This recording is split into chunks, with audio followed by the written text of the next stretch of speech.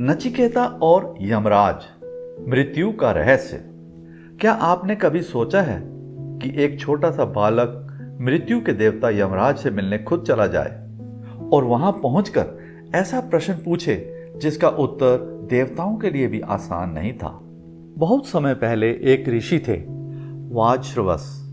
उन्होंने स्वर्ग प्राप्त करने के लिए एक बड़ा यज्ञ किया और दान देने लगे, लेकिन वे बूढ़ी और बेकार गायें दान कर रहे थे।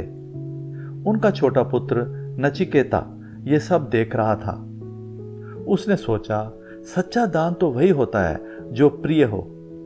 बेकार वस्तु देने से पुण्य कैसे मिलेगा? वह बार बार अपने पिता से पूछने लगा, पिताजी, आप मुझे किसे दान करेंगे? बार बार पूछने पर पिता क्रोधित हो गए और बोल पड़े, मैं तुम्हें मृत्यु के देवता यमराज को दे देता हूं। नचिकेता ने इसे सत्य मान लिया और धर्म निभाने के लिए अकेले ही यमलोक पहुंच गया। उस समय यमराज अपने स्थान पर नहीं थे। नचिकेता 3 दिन तक बिना भोजन पानी के उनके द्वार पर प्रतीक्षा करता रहा। जब यमराज लौटे तो उन्होंने कहा, एक अतिथि मेरे घर 3 दिन तक भूखा रहा, इसलिए मैं तुम्हें 3 वरदान देता हूं।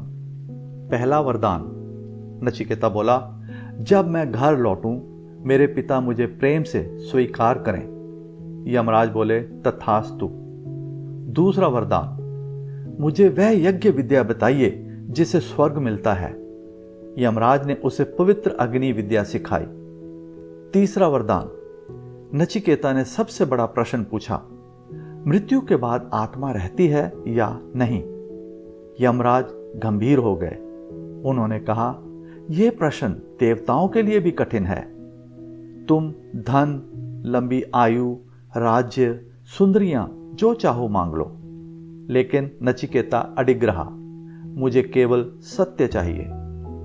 तब यमराज प्रसन्न हुए और बोले, आत्मा कभी जन्म नहीं लेती, कभी मरती नहीं। शरीर नष्ट होता है पर आत्मा अमर है।